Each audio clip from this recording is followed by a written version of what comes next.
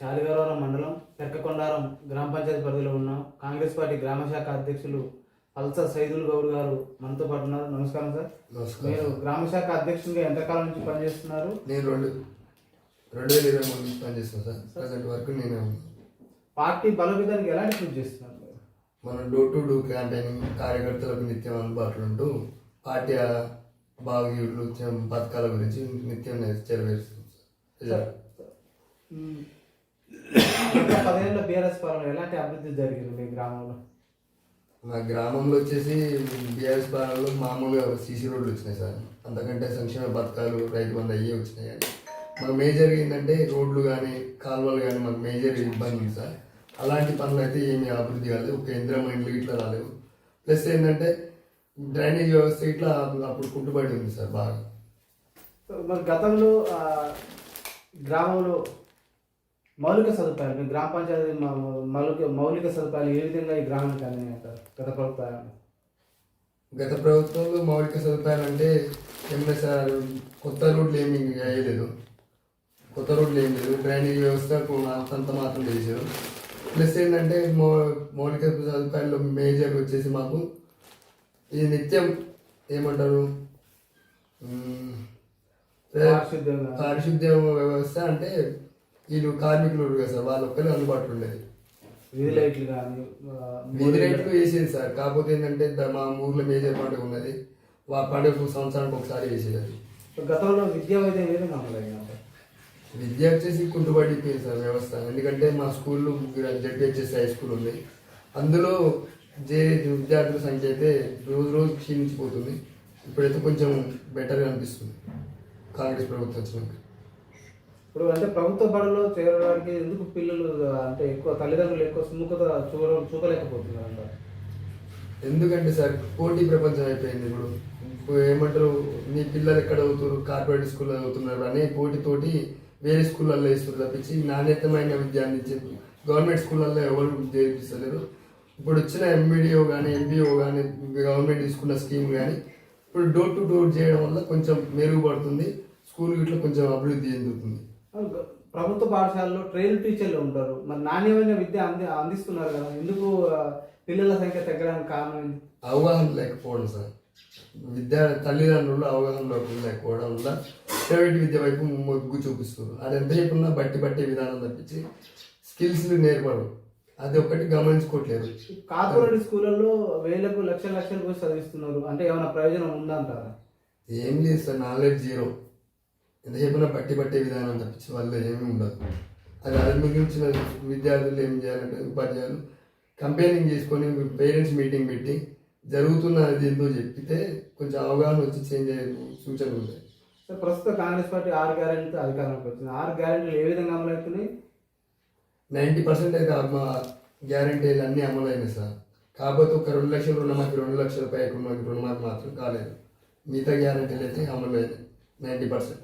అంటే మా దృష్టికి ప్రజలు తీసుకొచ్చిన సమస్య సార్ ప్రధానంగా ఇంకా అంటే మహిళలకు 25,000 ఇస్తామన్నారు, వృద్ధులకు కానీ పోతే వికలాంగులకు కూడా పెన్షన్ పెంపు ఉంటుందన్నారు ప్రభుత్వం అధికారులు రాగానే. అవి కూడా పెంచాలని కూడా వాళ్ళు మా దగ్గర తీసుకొచ్చారు. ఇప్పుడు పెంచే అవకాశం ఉందంటారు? ఖచ్చితంగా పెంచుతారు. కాకపోతే ఏంటంటే ఆర్థిక బడ్జెట్ తక్కువ ఉండడం వల్ల ఇప్పుడు అప్పుల ఎక్కుతున్నది కదా, రాను రోజుల్లో పెంచే అవకాశం ఉంది సార్. ఎందుకంటే క్రమేణంగా అన్ని చేసుకుంటూ పోతున్నారు కదా.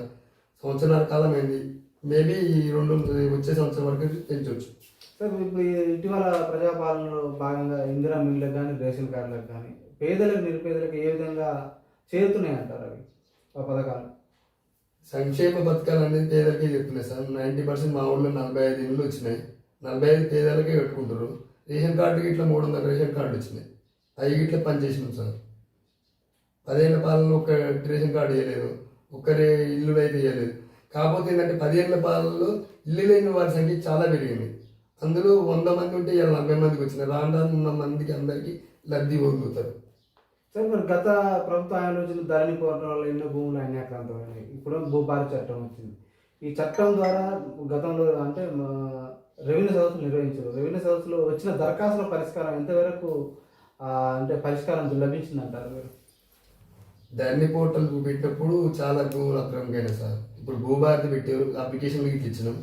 కాకపోతే అధికారులు మేము ఇట్లా తిరుగుతున్నాం, కాకపోతే ఇంకా స్టార్ట్ కాలేదంటారు. అది స్టార్ట్ అయితే పెట్టిన ప్రభుత్వ అప్లికేషన్ అన్నీ సాల్వ్ అవుతాయని గడంగా నమ్ముతున్నాం సార్. సార్ మీ గ్రామ రెవెన్యూ గ్రామ పరిధిలో ఏమైనా పరిష్కారం లభించిందంటారా ఇప్పటివరకు ఆ దరఖాస్తులు పరిశీలన? వచ్చి ఎంక్వైరీ చేసుకుని పోయి సార్, అధికారులకు మేము ఎప్పుడైతే అప్లికేషన్ ఇచ్చారో వాళ్ళు వచ్చి ఫీల్డ్ ఎంక్వైరీ చేసుకుని పోయారు, కానీ ఇంకా శాశ్వత పరిష్కారం అయితే చేయలేదు సార్. గత ప్రభుత్వంలో విఆర్ వ్యవస్థ తొలగించారు, మరి అదే వ్యవస్థ ఇప్పుడు ప్రభుత్వం తీసుకొస్తుంది, ఎట్లా ఉంటుంది అంటారు? బాగుంటుంది సార్, ఎందుకంటే మనం అంతకుముందుకు ఏదైనా ఉంటే గ్రామ లెవెల్ పరిష్కారం విఆర్ఓ చేసేవారు. ఇప్పుడు మండలానికి ఎంఆర్ఓ ఒక్కడే చేసేది, గత ప్రభుత్వం చేసే పాలన 24 గ్రామ పంచాయతీ ఎంఆర్ఓ ఒక్కడి చూడాలంటే చాలా ఇబ్బంది అవుతుంది సార్. ఎందుకంటే ఒక సామాన్య రైతు అనేటోడు పోయి ఆడికి పోయి పంచాయతీ పోయి చూసుకోలేడు ప్రతినిత్యం. ఈడు ఉంటే విఆర్ఓ కాడికి పోయి గ్రామ సమస్యలు ఉన్నా, భూమి సమస్యలు ఉన్నాయన్నా కానీ విఆర్ఓని అడుగుతున్నాం. అట్లా తత్వరంగా సమస్య పరిష్కారం అవుతాయి కదా. ఇటీవల ప్రభుత్వం బీసీలకు 42% రిజర్వేషన్ అంటే ఒక జీవో తీసుకొచ్చింది. ఆ జీవో ద్వారా ఇప్పుడు మళ్ళీ రిజర్వేషన్ కల్పిస్తామని ప్రభుత్వం అంటుంది. మరి ఈ 42% రిజర్వేషన్ బీసీలకు న్యాయం దక్కుతుంది అంటారా? న్యాయం దక్కాలని రేవంత్ రెడ్డి కొట్లాడుతుంది కదా సార్, అందుకే 42% రిజర్వేషన్ అనేది అమలు చేయాలని చెప్పాడు కదా. అది అయితేనే బీసీలకు న్యాయం దొరుకుతుంది సార్.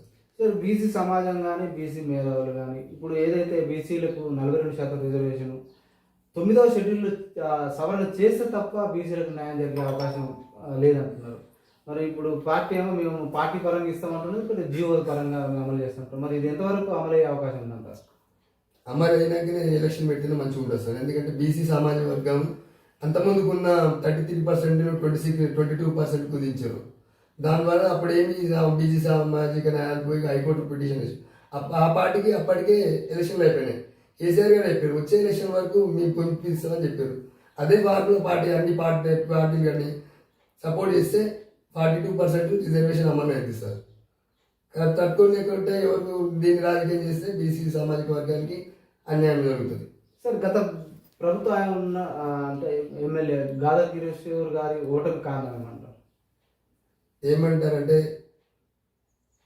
చెప్పిన పని చేయకపోవడం సార్. మేజర్గా గ్రామాలకు ఇచ్చిన అభివృద్ధి పనులలో ఇస్తానన్న హామీలు నెరవేర్చుకోవడం, గెలిచిన తర్వాత ఒక తీరుగా గెలిచినాక ఒక తీరు ఉండడమే మేజర్ పారు. మా ఊళ్ళకి వస్తే మేజర్ ఏమి ఇచ్చినట్టు హామీలు పల్లె నిధులకు వచ్చినప్పుడు గాదా కిషోర్ గారి ఎలక్షన్ల హామీల అడ్లుట్టూరు రోడ్డు పోస్తున్నాడు సార్, కొండారంటూ అడ్లూరు రోడ్డు మేజర్. అది ప్రధానంగా ఆసిఫ్నగర్ కాలువ వేస్తున్నాడు. ఇప్పటికి 2014 నుంచి 2024 వరకు ఆ కాలువ దేవకపోవడం మేజర్ మాకు ఎఫెక్ట్ పడ్డది సార్. ఇక్కడ ఆసిఫ్ నగర్ కాలువ అవి మెయిన్ కారణం. అంటే ఆ ఆసిఫ్ నగర్ కాలువ ద్వారా ఇప్పుడు ఎంత భూమి సాగులోకి వచ్చే అవకాశం ఉందంటారు? మా గ్రామానికి వచ్చేసేసి 400 ఎకరాలు, అంటే చెరువు పారగత కింద 400 ఎకరాలు, ఊట ద్వారా అయితే 2000 ఎకరాలు పారగతకు వస్తుంది సార్. అంటే అది ఆసిఫ్ నగర్ కాలువ అయినా కూడా అది మూసికి అనుబంధమే కదా? అవును సార్, అవును. దాని ద్వారా ఎక్కువ సాగులోకి వచ్చే అవకాశం. అక్కెనపల్లి రిజర్వాయర్ 5 గ్రామాలకు ఇస్తున్నారు, అది చేయలేదు. అందువల్ల కొంచెం ఇప్పుడు ప్రస్తుత కాంగ్రెస్ పార్టీ ఎమ్మెల్యే గారు మందుల సామెల్ గారి ఆధ్వర్యంలో ఎలాంటి అభివృద్ధి సంక్షేమం జరుగుతుంది? మరి ఇక్కడ ప్రజలకు అందుబాటులో ఉంటున్నారు ఎమ్మెల్యే గారు? ఎమ్మెల్యే గారు 100% అందుబాటులో ఉంటుంది సార్. మా విలేజ్కి వచ్చేసి ఇట్లా మీరు అన్నారు కదా సంక్షేమ పథకాలలో అడ్లు టు కొండారం రోడ్డు ఇట్లా ఆల్రెడీ సర్వే అయిపోయింది సార్. మన సర్వేలు వచ్చారు, వాళ్ళు మొత్తం రిపోర్టు ఎంత సర్వే అని 4 కిలోమీటర్ సర్వే చేసుకుంటారు. ప్లస్ ఈ నుంచి మనకు వచ్చేసి ఐట్పాల్ లిఫ్ట్ ద్వారా ఇట్లా పనులు మందుల సామయ్య గారి సహకారంతో, వేముల రేషన్ గారి సహకారంతో ఆల్మోస్ట్ ఒక 70% పనులు అయిపోయినాయి సార్. పైప్ లైన్ ఇట్లా అయిపోయినాయి. మా దేవుడు అదృష్టం పుణ్యాల వచ్చే సంవత్సరం వరకు నీళ్ళు రావాలని మేము కోరుకుంటున్నాం సార్. ఇప్పుడు ఇది ఏదైతే ఐట్పామ్లో లిఫ్ట్ ఇరిగేషన్ ఏదైతే ఇప్పుడు చేపట్టిందో ఆ లిఫ్ట్ ఇరిగేషన్ ప్రాజెక్టు ద్వారా వచ్చే నీరు మీ షాలిగారం మండలానికి అవతల మండలానికి కూడా పోయే అవకాశం ఉందంటారా? మా షాలిగారం మండలంతో పాటు నెక్రికల్ మండలంలోని ఓడు మూసీలకు అనుసంధానం చేస్తున్నారు సార్. కాలు మూసీకి కూడా అనుసంధానం చేస్తారు. అంటే మరి ఇప్పుడు ఈ ఐట్పామ్ లిఫ్ట్ ఇరిగేషన్ ద్వారా వచ్చే నీరు కూడా ఎంత భూమి సాగులోకి వచ్చింది? ఇక్కడ రైతాంగానికి ఏ విధంగా ఉపయోగం ఉందంటారు? సార్ మేము ఆ రోజు రివ్యూ పోయినప్పుడు 7,000 ఎకరాలకు మొత్తం ఆ ప్రాజెక్ట్ కింద ఆ పారగత చేస్తున్నారు సార్. అది ఏఈ గారు మాట్లాడేది ఏఈ గారు. మా ఊరికి అయితే 2,000 ఎకరాలు వాడుతుంది సార్. 2,000 ఎకరాలు పారగంతలు. ఎందుకంటే కడప చెరువు, ఇటు కొండారం చెరువు, పైన ఒల్లాల చెరువు, 3 చెరువులు ఇంకా కదా ఆ చెరువుకి. సార్ ఇప్పుడు సర్పంచుల కాలం నుంచి దాదాపు 20 నెలల కాలం అవుతుంది. స్పెషల్ ఆఫీసర్ అంటే ప్రజలు ఏమంటున్నారంటే స్పెషల్ ఆఫీసర్ దగ్గర పనులు లేదు, ఏం లేదు, కార్యదర్శి డబ్బులు లేవు, ఇప్పుడు కనీసం వాహనాలకు మెయింటెనెన్స్కి వెళ్ళే పరిస్థితి లేదంటున్నారు. ఎందుకు ఆ కేంద్ర నిధులు ఆగిపోయినాయి, రాష్ట్రం నుంచి వచ్చే నిధులు కూడా రావట్లేదు అంటున్నారు. చాలా గ్రామాల్లో చాలా సమస్యలు, పారిశుద్ధ్య సమస్యలు మొదలుపెట్టి చాలా సమస్యలు, అభివృద్ధి పనులు కూడా కుంటుపడినాయి అంటున్నారు. మరి దీన్ని ఏ విధంగా వస్తే ఎందుకు ఎలక్షన్లకు పోలేకుండా కాంగ్రెస్ పార్టీ? సార్ ఇదైతే వాస్తవం సార్. ఎందుకంటే కేంద్ర ప్రభుత్వం స్టేట్ గవర్నమెంట్ పనులతో కింద పాలక వర్గం ఉంటేనే నిధులు వస్తాయి. అవి ఎలక్షన్ ఎప్పుడు తొందర పెడితే గ్రామాల్లో అంత తొందరగా అభివృద్ధి చెందుతాయి. ఇందులో కొంచెం జాప్యం వహిస్తున్నది వాస్తవం. ఎందుకో తెలియదు, గవర్నమెంట్ సెంటర్ ఏం ఆలోచిస్తుందో తెలియదు. తొందర ఎలక్షన్ పెట్టాలని నేను గిట్లా కోరుకుంటున్నాను. సరే, ఈ గ్రామంలో పారిశుద్ధ్య సమస్యలతో పాటు ఇప్పుడు బాగా కుక్కల బెడద బాగుంది అంటున్నారు. కుక్కల బెడదతో పాటు కోతుల బెడద కూడా కనీసం ఇంట్లో కూరగాయలు వేసుకునే పరిస్థితి లేదంటున్నారు. ఈ కుక్కల బెడద, కోతుల బెడద నుంచి నియంత్రణ చేయాలి. గత ప్రభుత్వంలో గత ముఖ్యమంత్రి హామీ ఇచ్చిండు, అది ఆర్కెక్కిపోయింది. ఇప్పుడున్న ప్రభుత్వం అయినా ఈ కోతుల నుంచి, కుక్కల నుంచి మమ్మల్ని కాపాడాలని వేడుకుంటున్నారు. వేడుకున్నారంటే సర్పంచులు లేరు ఇక్కడ. ఎట్లా మరి ఈ పరిష్కారం ఎట్లా లభిస్తుంది అంటారు? సార్ నెక్స్ట్ గ్రామ పంచాయతీ ఎలక్షన్ అయినా కానీ ఈ పరిష్కారం వస్తుందని నేను భావిస్తున్నాను సార్. ఎందుకంటే ఫీల్డ్ మేము పోయి చాలాసార్లు పంచాయతీ సెక్రటరీలతో కంప్లైంట్ చేసినాం. పారిశుద్ధ్యం గురించి కానీ, లైట్ల గురించి కానీ, ఫండ్స్ లేవు అని ఇదే మాట చెప్తారు కాబట్టి పాలక వర్గం ఏర్పడితే నిధులు వస్తాయి, నిర్మాతలు వస్తాయి, వాళ్ళకు ఒక పాలక వర్గం ఏర్పడుతుంది. ప్రజలు పోయి అడగటానికి వీలు ఉంటుంది. వాళ్ళ కాడ ఫండ్ లేనప్పుడు ఇట్లా మనం పంచాయతీ సెక్రటరీలను అడగలేము కదా. సార్, ఇక్కడ ఈ పెరకకొండ గ్రామ ప్రజలు కూడా మా దృష్టికి ప్రధానమైన సమస్య రోడ్ల సమస్యలు. కొంచెం రోడ్డు సమస్యలు ఉన్నాయి, దాంతో కూడా హైవే కూడా పక్కన పోయింది. దీని మీద ప్రమాదాలు ఎక్కువ జరుగుతున్నాయి. దానికంటే సిగ్నల్స్ ఏర్పాటుతో పాటు జీబ్రా క్లాస్ లైన్లు కూడా కొంచెం ఏర్పాటు చేసి కొంచెం సూచిక బోర్డులు బాగా ఏర్పాటు చేయడం వల్ల కొంచెం ప్రమాదాల బారి నుంచి కూడా పశువులు కూడా దాన్ని చనిపోతున్నాయి, మనుషులకు కూడా విపరీతమైన అంటే యాక్సిడెంట్ అయితే బతికే పరిస్థితి లేదంటున్నారు. దీన్ని మీ ఎమ్మెల్యే గారి దృష్టికి కానీ, అక్కడ నేషనల్ హైవే అధికారుల దృష్టికి కానీ తీసుకపోతే పరిష్కారం లభించే అవకాశం ఉందంటారా? ఇప్పటివరకు అయితే తీసుకోలేదు సార్. మా గ్రామం నుంచి అయితే ఇప్పటి నుంచి చెప్తాం, ఎమ్మెల్యే గారికి చెప్తాం, ఎంపీ గారికి చెప్తాం. సిగ్నల్ పోల్స్ ఒకటి, క్రాసింగ్ లైన్స్ ఒకటి చాలా అవసరం సార్. ఎందుకంటే ఇప్పుడు బస్ సెంటర్ పెట్టారు, అక్కడ వీధి దీపాలు ఇట్లా లేవు. మన ఎమ్మెల్యే గారికి, ఎంపీ గారికి ఇట్లా మేము రిక్వెస్ట్ చేసినాం. ఎందుకంటే హైవే నుంచి కొండాల విలేజ్కి వస్తానికి హైవే రోడ్డు గుంటలమయం ఉంది, ఆ రోడ్డు ఒకటి వీధి దీపాలు ఏర్పాటు చేయాలని మేము అప్పీల్ చేసుకున్నాం సార్. రిక్వెస్ట్ చేసినాం సార్. ఇట్లా స్థానికంగా సముఖంగా స్పందించాడు. ఇది త్వరలో అమలైతే చూస్తున్నాం సార్. గత సర్పంచ్ హయాంలో ఎలాంటి అభివృద్ధి జరిగింది గ్రామ పంచాయతీ? దాంతోపాటు ఈ గ్రామాన్ని ఆదర్శ గ్రామంగా తీర్చిదిద్దే కార్యక్రమం గత సర్పంచ్ హయాంలో ఏమైనా జరిగిందంటారు? సర్పంచ్ హయాంలో చెప్పినా కదా సార్, మామూలు వీధి రోడ్లు అవి వేసారు అంతే. ఒక 5-6 రోడ్లు వేసారు, ప్లస్ వీధి దీపాలు. పర్లేదు సార్, కొంచెం బెటర్ ఈ 5 ఏళ్ళ పనులు. కాకపోతే అంతా కొంచెం బెటర్గా చేయాలని చూస్తున్నాం అంతే. సార్, ఈ బెల్ట్ షాప్ల వల్ల చాలా మంది ప్రజలు తాగుడు బాగా చిన్న విన్నవిస్తుంది. వాటిని నియంత్రించాలని మహిళలతో పాటు ప్రజలు కూడా విన్నవిస్తున్నారు. బెల్ట్ షాప్ల నియంత్రణ గత ప్రభుత్వంలో జరిగిన ఏ ప్రభుత్వాలు కూడా పట్టించుకోవట్లేదు. అది విచ్చలవిడిగా మద్యం దొరికే పరిస్థితి ఏర్పడదు. వీటిని నియంత్రించాలంటే ఒక యువకుడిగా, ఒక గ్రామ పౌరుడిగా మీరు ఏం చెప్తారు? మద్యం దుకాణాలు అనేది మొత్తం నిషేధించాలి సార్. ఎందుకంటే బెల్ షాపులలో ధనం వృధా పోతుంది ఎక్కువ. బెల్ షాపుల వల్ల కుటుంబాలలో ఆగమైతే వాస్తవం. కాకపోతే ఏంటంటే మనమే తాగొద్దని ఉపేక్ష పెట్టుకొని, మనమే నిర్ధారించుకొని యువతలంతా ఒక సమిష్టిగా పోరాడి క్లోజ్ చేస్తే ఎటువంటి ఇబ్బంది ఏముండదు సార్. సార్, యువకులు కూడా బాగా డ్రగ్స్కు, గంజాయికి, మత్తుకు అలవాటు పడి వారి జీవితాలే చిన్న భిన్నం చేసుకుంటున్నారు. యువతకు ఏ ప్రభుత్వాలు కూడా ఉపాధి ఖాతాలో విఫలమవుతున్నాయి. యువతలో మార్పు రావాలంటే ఎలాంటి సూచన సలహాలు, యువకుడిగా మీరు యువకులకు ఏం సందేశం ఇస్తారు? యువత చెడు మార్గాలు పట్టకపోతే స్వయం కృషి అనేది, స్వయం ఉపాధి అనేది చాలా అవసరం సార్. అది ఉపాధి అనేది 24 గంటలు లేకనే మా ఊళ్ళో ఎక్కడైనా దొరకకనే ఖాళీ ఉన్న సమయంలో మందని, జూదాలు, డ్రగ్స్ అని అలవాటు పడుతుంది. యువతకు ఎప్పుడు ఉపాధి దొరికినా చెడు వ్యసనాలకు అలవాటు పడరు సార్. ఉపాధి కల్పిస్తే బెటర్ అని తీసుకుంటాం సార్. గ్రామ ప్రజలు మా దృష్టికి తీసుకొచ్చారు. కూలీల కొరత బాగా ఏర్పడుతుంది వ్యవసాయంలో ప్రధానంగా. ఈ కూలీల కొరతను అధిగమించాలంటే పనికార పథకాన్ని వ్యవసాయానికి అనుబంధంగా చేయాలంటున్నారు. చేస్తే ఎలా ఉంటుంది ఒక రైతుగా, మీరు ఏం చెప్తారు?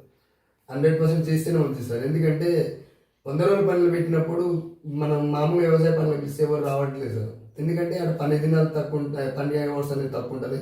ప్లస్ ఏంటంటే గవర్నమెంట్ పని కాబట్టి డబ్బులు వస్తాయనే ఆలోచనతో అటే పోతున్నారు, కానీ వ్యవసాయ పనులకు మొగ్గు చూపుతలేరు. ఇది వ్యవసాయ రంగానికి అనుబంధం చేసినందుకు 100% మెరుగుపడుతుంది సార్. సార్ ఇక్కడ మీ గ్రామంలో మిషన్ భగీరథ వాటర్ వస్తున్నారా? సార్ మేబీ రావట్లేదు సార్. అన్ని విలేజ్లకు అన్ని ఇళ్ళకి కలెక్షన్ లేదు. మా అంటే ఒక 50 ఇళ్ళకి ఇచ్చారు, వాటికి వారానికి ఒకసారి అట్లా వదిలిపెడుతున్నారు అంతే. అది కొంచెం అంటే వాటర్ సమస్య బాగా ఉందంటున్నారు గ్రామంలో. లేదు సార్, వాటర్ సమస్య అంటే ఇప్పుడు మంచినీటి వచ్చేది అంటే బాగా ఇంటిలో ఉండేది మొత్తం మా విలేజ్ లో ఉన్నాయి. ఇప్పుడు బోర్ అంతుంది కానీ గ్రామ పంచాయతీ కొంచెం ఇబ్బంది అవుతుంది. గ్రామ పంచాయతీ బోర్లు వచ్చేసి అన్ని ఉప్పు నీళ్ళు సార్. అదే అవి వాడుకోవడానికి మనకోసమే, తాగనీకి ఏం లేదు. ప్లాంట్ ఉంది ఉపాధి మా ఇక్కడ, మన బాల వికాస్ వారి ప్లాంట్ ఉంది. అది నచ్చినప్పుడు మంచిగా ఉంటుంది. ఒక స్లబ్ ఇస్తే మాత్రం బాగా ఇబ్బంది అవుతుంది. గ్రామ పంచాయతీ ఒక ప్లాంట్ ఏర్పాటు చేస్తే ఇంకా బెటర్ ఉంటుంది. మిషన్ భగీరథ వాటర్ కూడా ఇంటింటికి పెట్టి ఇంకా విస్తరిస్తే కూడా బాగుంటుంది. సాగర్ వాటర్ వస్తే బాగుంటుంది. ఒక 100 కలెక్షన్లు 50 కలెక్షన్లు ఉన్నాయి సార్. ఈ ట్యాంక్ మీరు వచ్చేటప్పుడు చూసినారే, ఆ ట్యాంక్ కింద ఒక 50 కలెక్షన్లు 100 కలెక్షన్లు ఉన్నాయి. ఊరు మొత్తానికి కలెక్షన్లు ఇవ్వలేదు సార్. త్వరలో స్థానిక ఎన్నికలు రాబోతున్నాయి. ఎన్నిక ఏదైనా కూడా ప్రలోభాల పర్వం తెర మీదకి వస్తుంది. అది మద్యం ఇచ్చో, డబ్బు ఇచ్చో, ఏదైతే ఓటర్లను ప్రజలు ప్రలోభాలకు గురి చేస్తున్నారు. ఇలాంటి ప్రలోభాల నుంచి ప్రజాస్వామ్యం ఏమంటారు దానికి, ప్రజాస్వామ్యం వెలుగొందాలంటే ప్రజల్లో మార్పు ఓటర్లలో ప్రజల్లో మార్పు రావాలంటారా, పార్టీలలో ఏమన్నా మార్పు రావాలంటారా? సార్ పార్టీలలో పక్కన పెడితే ప్రజల్లో మార్పు వల్లనే ఇదే ఎవరైనా గెలుస్తారు సార్. ఏ పార్టీ అయినా ప్రజల్లో నుంచే పుట్టుకొస్తుంది. జనాలు ఎంతసేపు ఉన్నా మైండ్ ఏమంటారు, మద్యం డబ్బులు బంద్ చేసి ఎవరు అభివృద్ధి చేస్తారు, ఎవరు చేస్తారు పని పార్టీ ఊరి అభివృద్ధి ఎవరు చేస్తారు అని చూసి ఓట్లు ఇస్తే తప్పించి ఈ డబ్బుకు వేసే రోజులు అయితే పోయినాయి సార్. మా విలేజ్ అయితే డబ్బుకి ఏం ప్రాధాన్యత ఇయ్యారు సార్. మరి ఎలాంటి వ్యక్తిని ఎన్నుకుంటే గ్రామాలు కానీ దేశం కానీ అభివృద్ధి చెందారు? ఇప్పుడు ఎలక్షన్ ముందు మేము ఇక్కడ ఉంటామని అంటున్నారట. ఎలక్షన్లో గెలిచిన తర్వాత పోయి ఎక్కడ పట్టణాల్లో ఉంటున్నారట. దానివల్ల కూడా ప్రజలకు మాకు గెలిచిన ప్రజాప్రతినిధి అందుబాటులో ఉంటారని ప్రజలు మా దృష్టికి తీసుకొచ్చారు.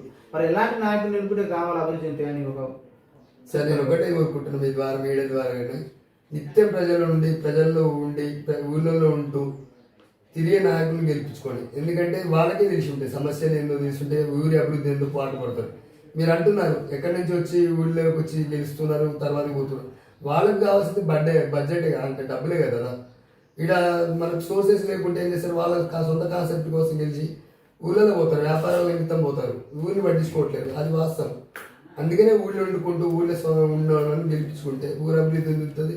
ప్లస్ వాళ్ళకి నిత్యంగా మన సమస్యలు గిట్లా తీర్చడానికి అవకాశం ఉంటుంది.